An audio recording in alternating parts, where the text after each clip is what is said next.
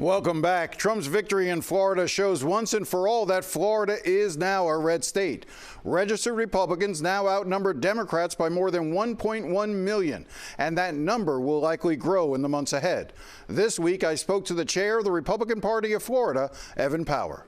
The country has been broken for 4 years. People were frustrated. The economy was not going well for them. You go to the grocery store, you see higher prices. People gave President Trump a landslide victory. Here in Florida, it was the largest victory since 1988 for a Republican candidate. And people are excited for change in D.C. and having Washington go to work for them rather than the establishment of D.C. I want to talk about, there's been news every single day in terms of the different appointments that President-elect Trump has made. I want to start with Marco Rubio. Your reaction to Marco Rubio being designated as Secretary of State, and then I want to ask you about who you think will replace him. Senator Rubio is a great choice. He's been a longtime leader here in Florida, from the Florida House to our senator. He also comes from Miami-Dade and the exile community. His parents were exiles from Cuba, so he knows the important role that America plays in the world. And I'm excited to have him serving as our Secretary of State and somebody from Florida serving in that role. The parlor game has already begun about who will replace Marco Rubio, who the governor will appoint to serve until a special election will be held in 2026. What's your thoughts right now as to who's on that list and who's likely to get it? You know, I've heard a lot of different names. I've heard the governor may appoint himself. I hear Lieutenant Governor Jeanette Nunez, Attorney General Ashley Moody, or RNC co-chair Laura Lee Trump. And, you know, all of them would be great choices. I think we have a lot of talent here in Florida, and I'm going to wait to see who the governor picks, but I know that we have a very deep talent pool, and I think any of them will work and go to work for Florida immediately. Do you really think the governor will want to appoint himself, give up the governor's mansion right now? You know, he's got 2 years left, pretty much with super majorities in both the House and the Senate. You know, he would be the powerhouse in Florida. Does he give that up to take over a Senate seat when he could just wait 2 years and run in a special election in 26? Well, you know, I have my doubts about that for those very reasons, but, you know, anything can happen in these things, as we know. So I'm just going to wait to see what he decides to do. And I think we have a very deep talent pool that's ready to go to work for Florida, and we're excited about that. Now, it's no secret that there has been tension between the Trump side of things and DeSantis, especially when they ran against each other. They seemed to patch things up, but we didn't really see the governor out on the campaign trail for the now president-elect.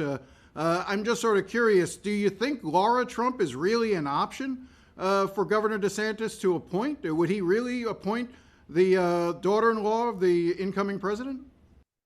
Well, I think the media loves to speculate about the drama between the two of them, but I think they get along well now after the primary is over. And I don't think you needed to see the governor on the campaign trail because we won Florida by such a large margin. He didn't really have to do a lot in Florida because he's delivered it by his policies. But I think Laura Trump is obviously a name that's in the mix. And I don't think that any kind of personal animus would influence the governor's decision. He's going to pick the best person he thinks is ready to fight for Floridians. So I think all the names are on the table. All right. Now, the controversial one for the recent designation is Attorney General, naming Matt Gaetz to be Attorney General. Do you honestly think Matt Gaetz is the right choice to be the United States Attorney General? Well, we've all seen the lawfare that the Department of Justice has used against politicians from President Trump on down the line. And if there's anyone ready on day one to take on the deep state inside the Department of Justice, it is Matt Gaetz. He's a great lawyer, a great orator. I think he is ready and prepared to take on that deep state on day one in the Department of Justice.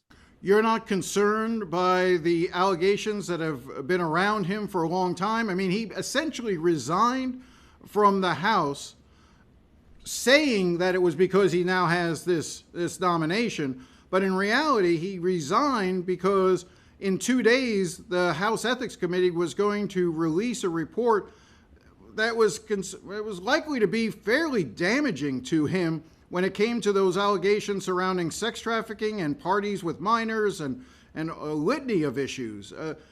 Do you really think that someone with that cloud over their head should be the nation's top law enforcement officer? Well, there was an investigation. He was cleared by the investigation. The FBI took the extraordinary step of saying he was no longer under investigation. And this is the kind of lawfare that has been used against politicians. I don't like Rubio and innuendo. I think that the real reason he resigned is the reason that he said, which is to expedite the special elections so that we can get representation back in a narrowly controlled Republican chamber. But I think Matt Gaetz is prepared to take on that lawfare because he's been the recipient of some of that lawfare himself. And I think that he's ready to help take on the Department of Justice on day one. You know, you talk about a landslide popular vote victory for Donald Trump. By that standard, there was a landslide victory in Florida on Amendment 4 when it came to Floridians saying they think the 6-week abortion ban is too extreme. Now, I realize it didn't reach 60% to be able to qualify as a constitutional amendment, taking it to viability. But more than 57% of Floridians made their voices clear that the 6-week ban is too extreme. Should the Republican legislature respond to that and change the number of weeks, maybe move it back to 12 or 15? No, I think that that's a misunderstanding of what happened on Election Day. You had dark money coming from out of state, confusing our voters, trying to get them to vote for unlimited abortions. So I don't think it's a referendum on any policy proposal other than it was a rejection of out of state dark money from influencing our legislation. On Amendment 3, you and I have spoken about this before. You have two hats you basically wear. You're the RPOF chair, but you also lobby on behalf of the hemp industry. I'm curious, now that Amendment 3 to legalize marijuana in the state has failed, what do you think will happen to the hemp industry going forward? What do you expect will happen in this next legislative session?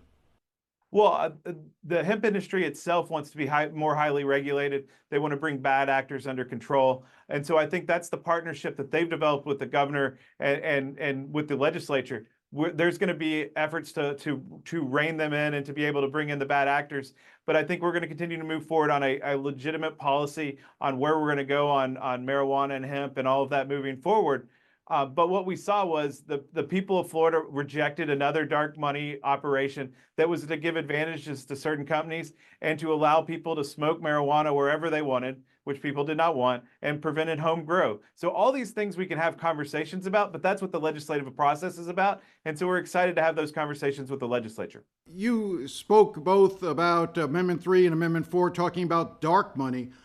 The money that was used on the other side by the governor was taxpayer money. It was used, whether it was the Department of Transportation, the Department of Children and Families, the Department of Health, the Agency for Healthcare Administration. I could go down the list of Florida Highway Patrol, all using taxpayer money to influence voters in this year's election when it came to Amendments 3 and Amendment 4. Also using state agencies to basically put out what Joe Gruder's, former chairman of the Republican Party of Florida, labeled as propaganda on those issues by the governor. Are you comfortable with the governor using state resources that way? It's certainly fine for the governor in his own capacity as governor to oppose an amendment, but to use the powers of his office to use taxpayer money, are you comfortable with that? Well, I think if you saw some of the things that were done especially I'm going to talk about Amendment 4 on its own, is that the proponents of Amendment 4 lied about what the law was here in Florida. And if you watch the TV and watch the ads, you would think that abortions were not allowed, no exceptions were allowed in abortion.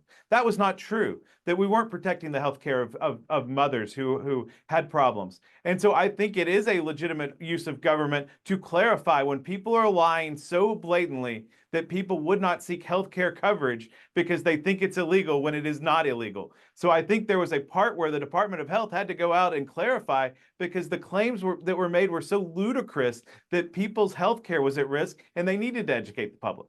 Even going so far as to having the Surgeon General of the Department of Health send letters to TV stations threatening criminal prosecution if they continue to run ads in support of Amendment 4. You think that was appropriate? Well, if they're lying about what the law of the state is and confusing people and putting their health at risk, that is a legitimate use of the Surgeon General. He needs to clarify those things because we can't have people misinformed that people have put their health at risk because they're misinformed because people are trying to achieve political goals. We'll be right back after the break.